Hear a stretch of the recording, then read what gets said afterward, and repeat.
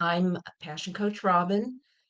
This is my kickoff live presentation for the 5 keys to ignite as a force for good in your life. I'm going to jump right in because we've got limited time. But before I do, let me ask a few questions just to get an idea again of who you are. If you are I'd love to see where you're coming from as far as cities or states. And then tell me, and it doesn't make any difference as to whether or not you meditate, or perhaps you've tried in the past, whether successfully or not. Put a one if yes, and a two if no. I want to also ask you how many of you are intrigued with or even knowledgeable about the concept of positive thinking. I know that it's been around a long time, and some people feel very strongly one way or the other. So put a one if you are at least interested, if not intrigued by the concept of positive thinking, and a two if no, you've never heard of it and you're not interested. Let's hope nobody puts two in there, but even if you do, that's fine. Okay. And the last question, and this is going to be a poll.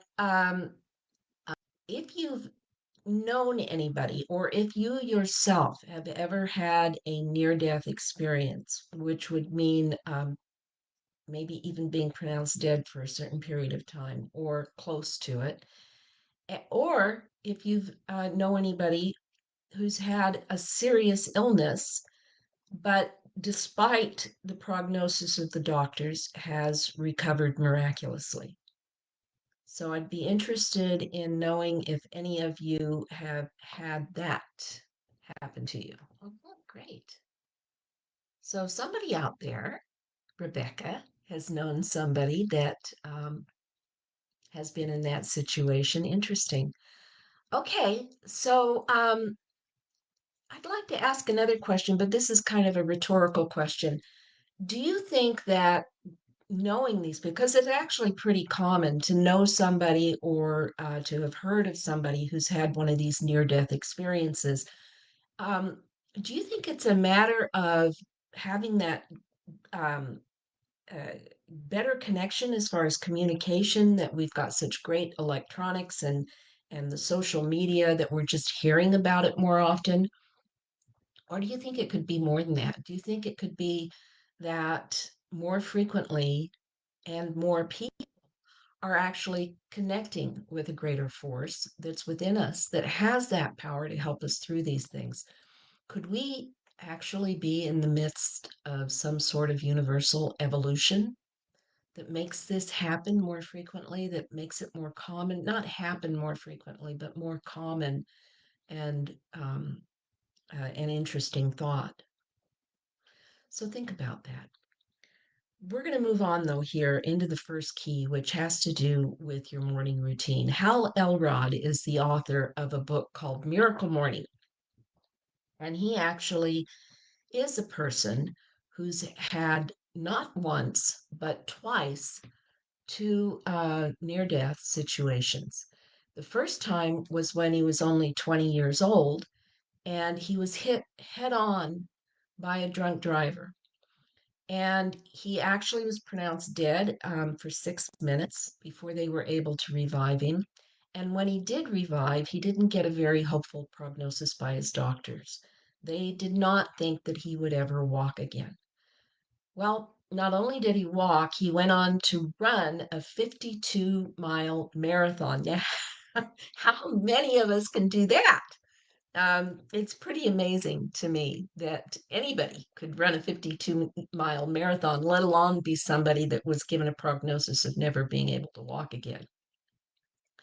Then, just 17 years after that, when he was 37 years old, he was diagnosed with a rare form of cancer that only gave him a 30% chance of living.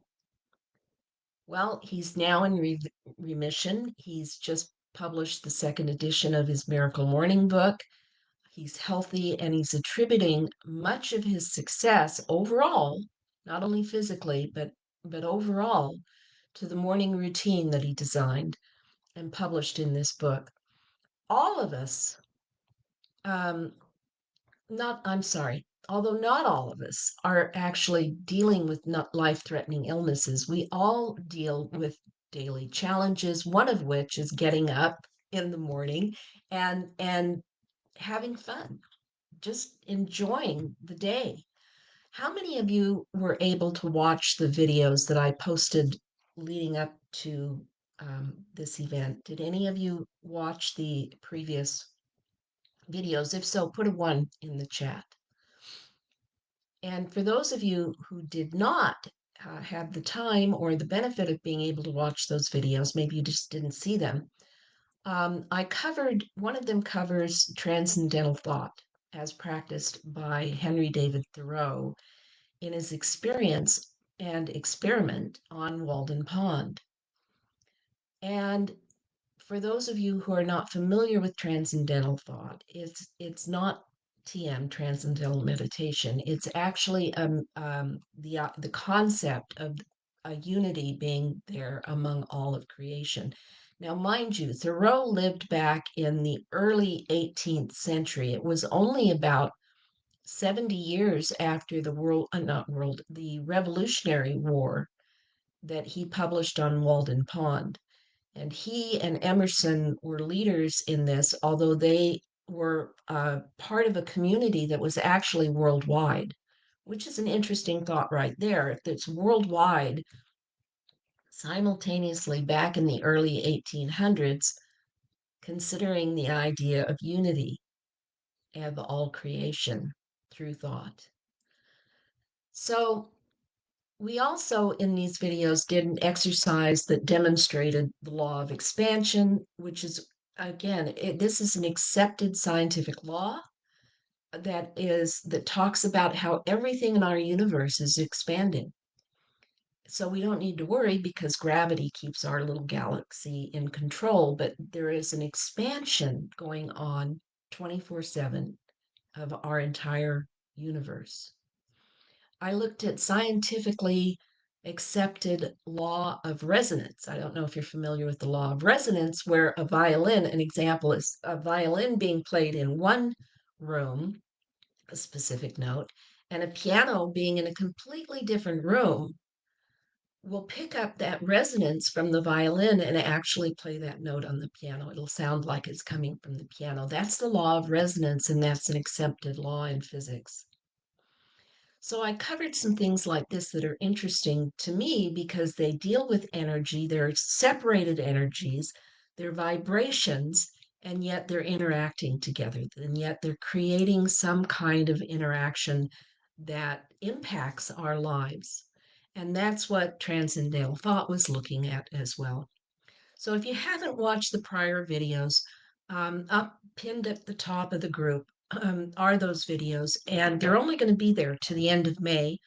I think the longest one was like 15 minutes. Most of them are shorter. There's five.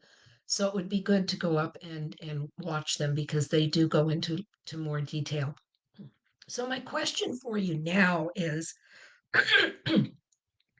can we, and if so, how do we connect to these physical laws to enjoy that inner power to heal ourselves, like Hal Elrod did?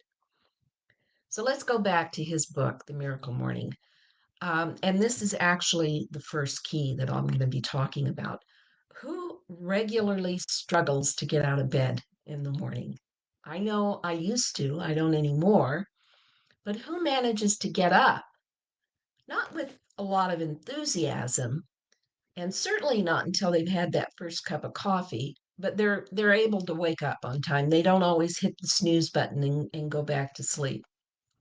So for those of you who are fine in the morning, but day to day are stopped by the challenges and the changes in life that can confuse us at best and overwhelm or leave us feeling lost and unimportant, even angry. I think most of us can relate to that. Even I feel that way from day to day occasionally.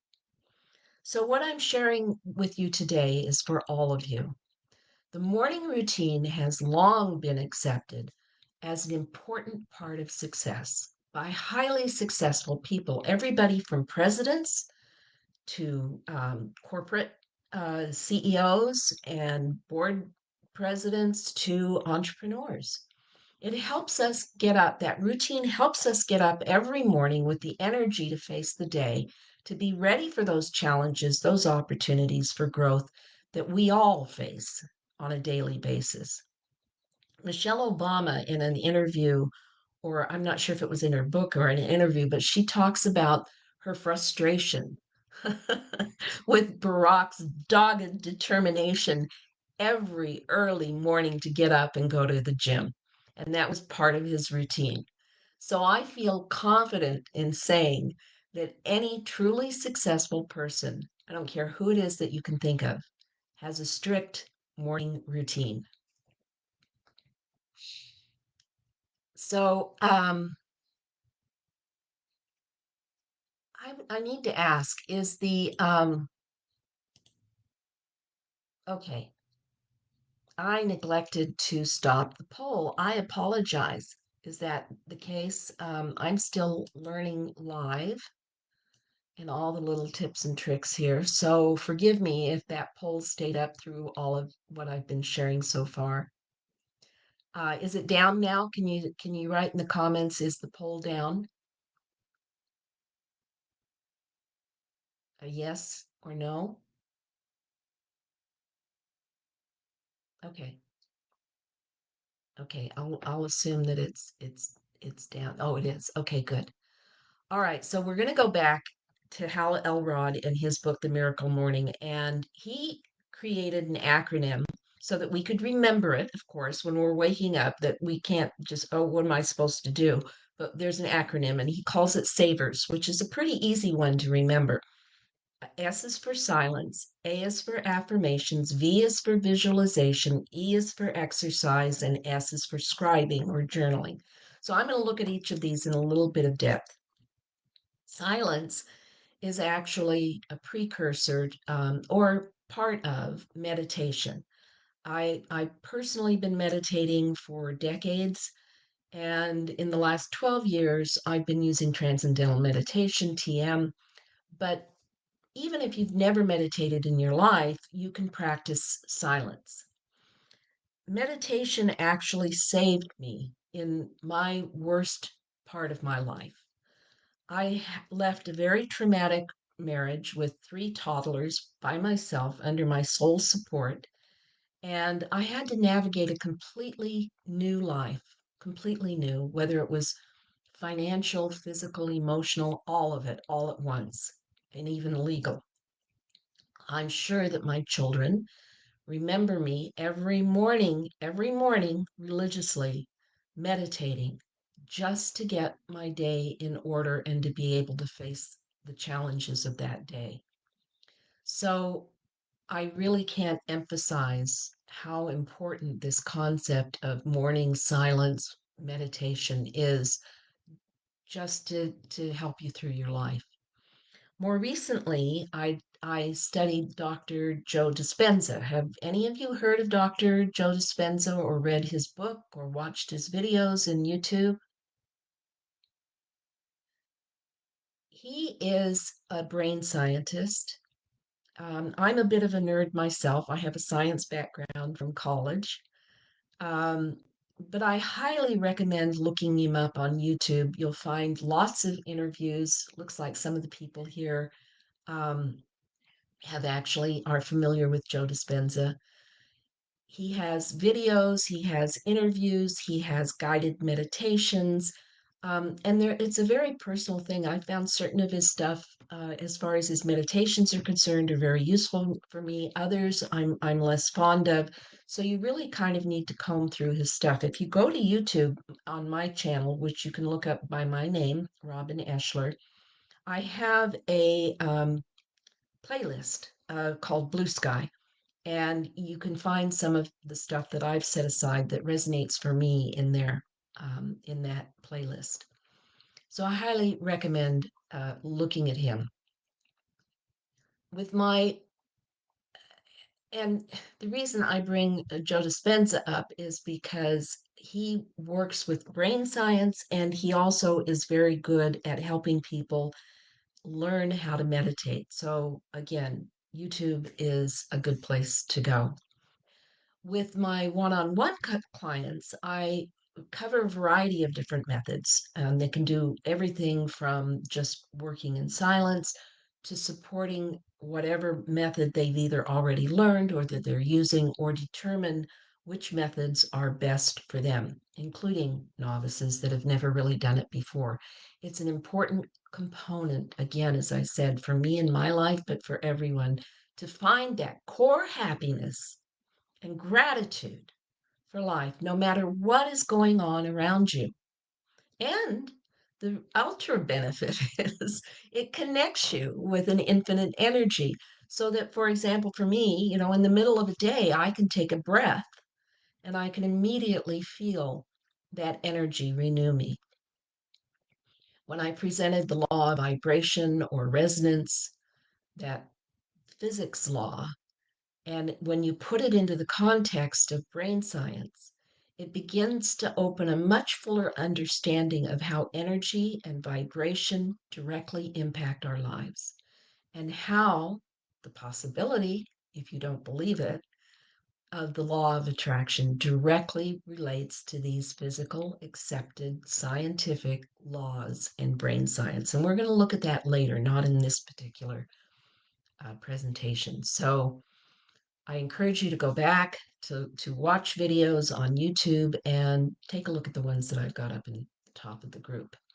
So on to the A of savers. A is for affirmations, and they've been discussed for decades. Perhaps one of the earliest persons, leaders, to talk about affirmations is Bob Proctor. I imagine that most of you in the audience have heard of Bob Proctor and also the movie The Secret, which was met with wide acclaim, and it featured actually a number of leaders in the field of the law of positive thinking and the law of attraction. On a psychological level, let's just look at affirmations outside of what some people would consider woo woo. Let's look at it more scientifically. Affirmations serve as a method to address paradigms, which are systems of thought that our subconscious has mindfully, well, maybe not so mindfully, but our subconscious is stored away.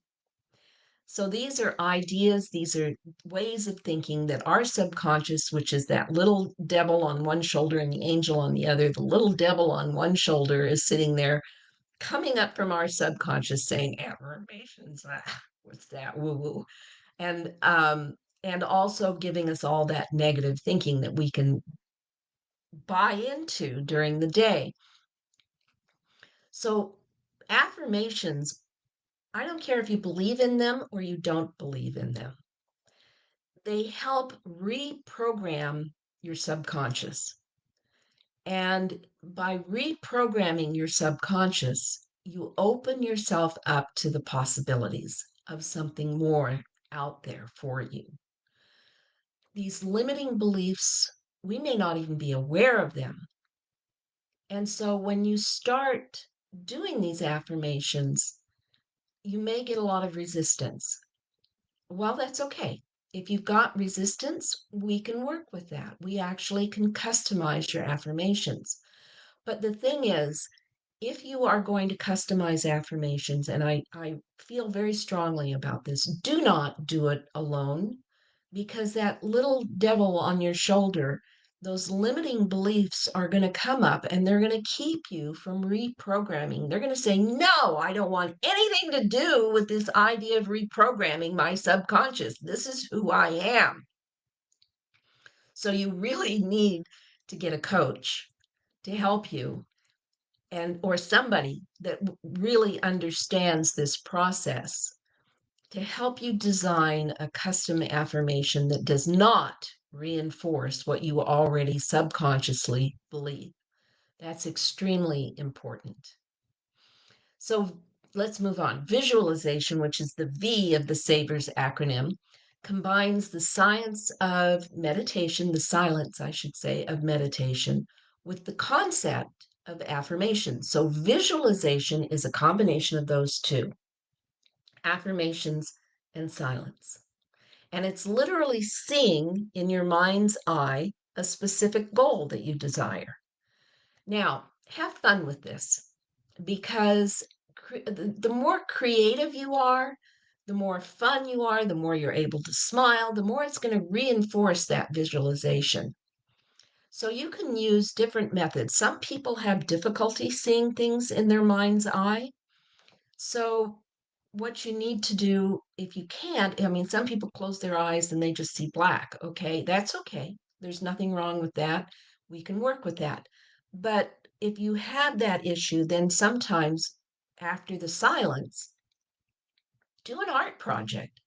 In the old days, you may remember that people talked about vision boards. Now, we had magazines back then and we could cut and paste and have fun with it as an art project. These days, everything's on the computer, so you have to have some computer literacy to go in and use Canva or to create a video.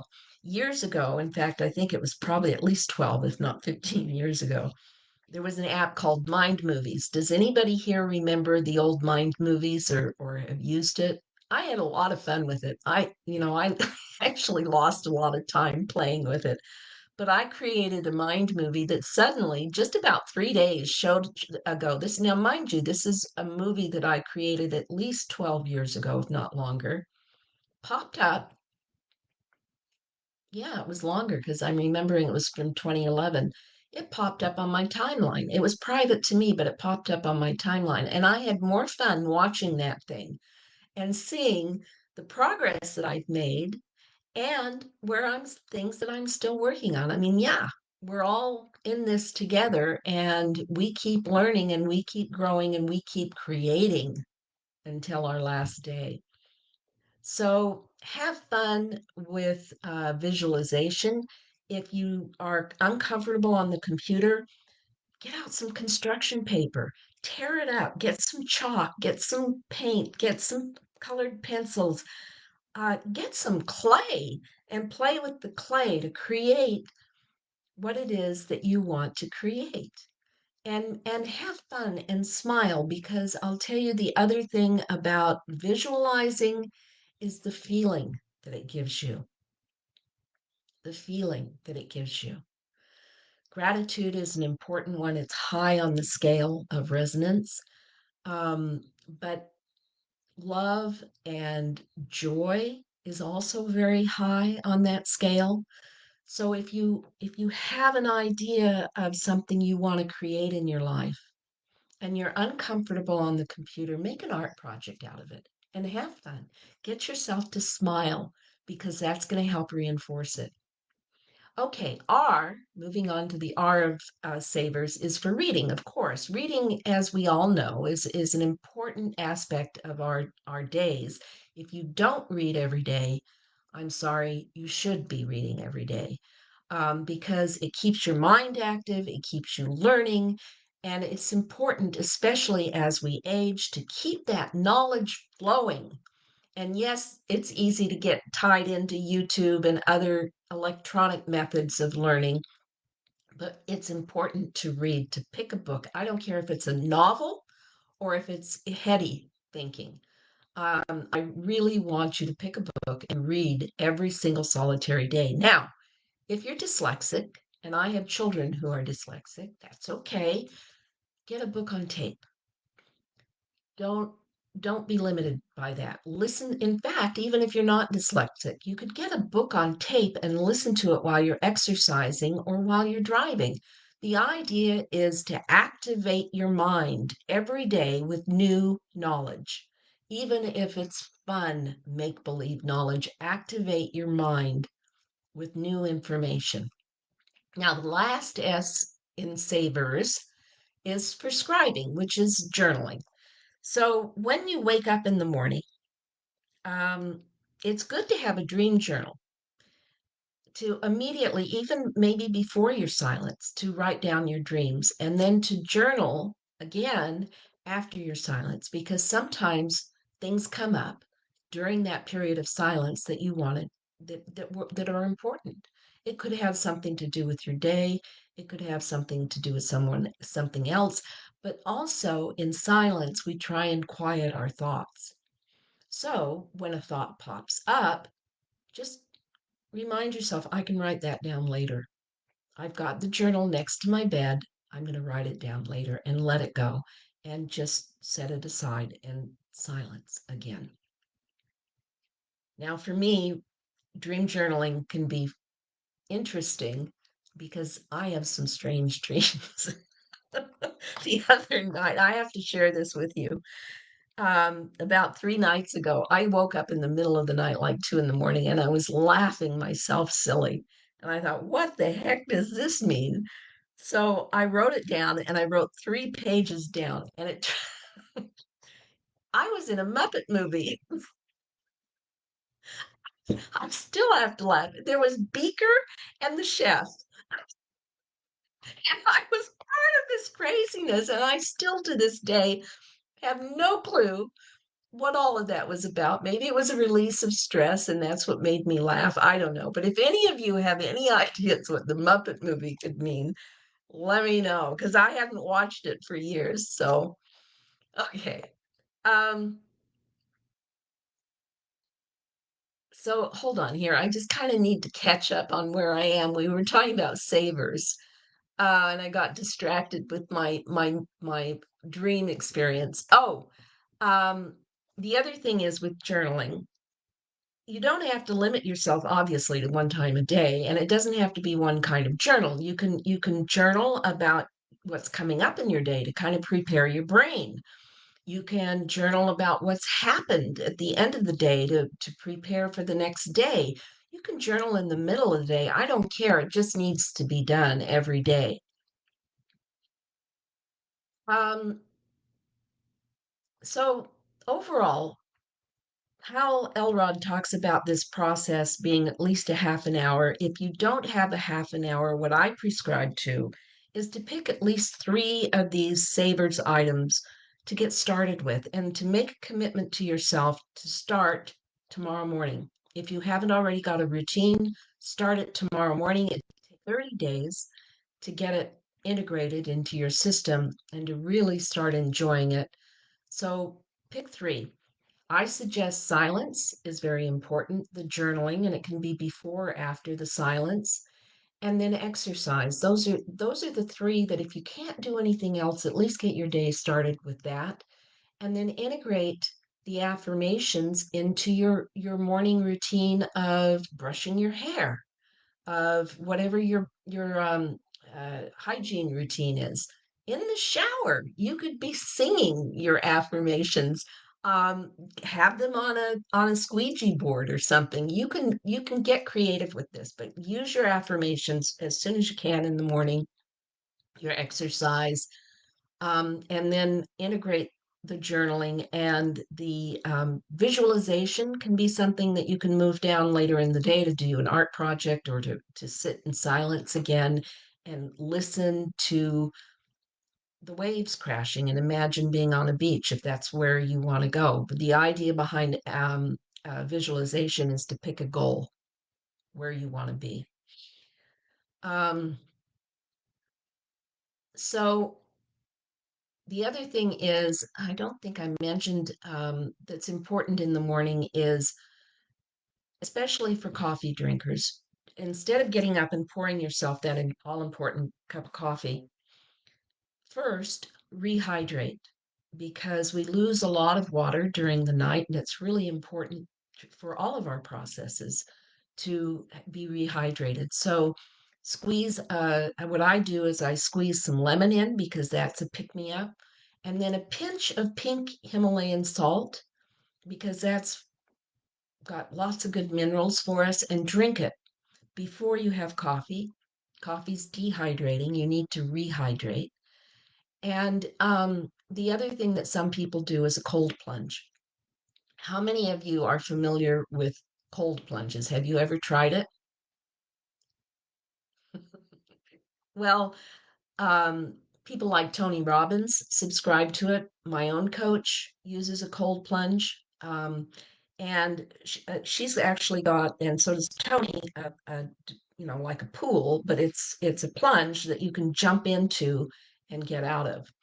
Um, and I see some people are familiar with cold plunges. I don't have a cold plunge, but what I've done, and well, there's one other thing in between. If you don't have a cold plunge, fill your bathtub with cold water at night, put ice in it, and then in the morning you can jump in because it'll still be cold even if the ice is melted, and submerge yourself in cold water that way. Now what I do is I take my showers, and then at the end of the shower I turn it to cold, and I stand under the cold rushing water, and you stay there as long as you possibly can. And what I found is the more frequently you do it, the more you enjoy it. I really look forward to my cold shower now. So that's another good one. Good way to stimulate the cells and to get going in the morning. So organizing our day in a positive way sets you up for success. If you challenge yourself to do this, like I said earlier, for 30 days, you're going to see a difference in your life. It's important. It really is important.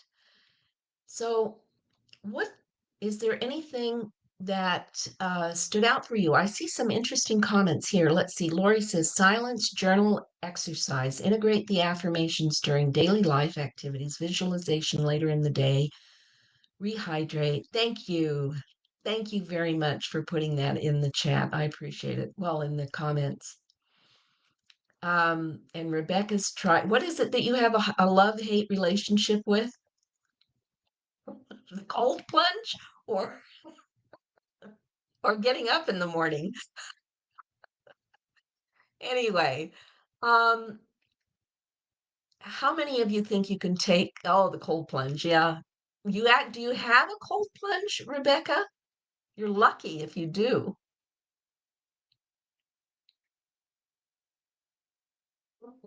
I know the first time I tried it, it was really hard. But I've learned to really enjoy it. I actually do. I actually honestly do. So I may be weird between the Muppet movie and enjoying cold plunges, but, but anyway, I have fun. Okay. Okay, good. I understand. So, as we close today, I want to draw your attention to going and buying the book, The Miracle Morning. It's worth reading. It's an easy read, it's not hard.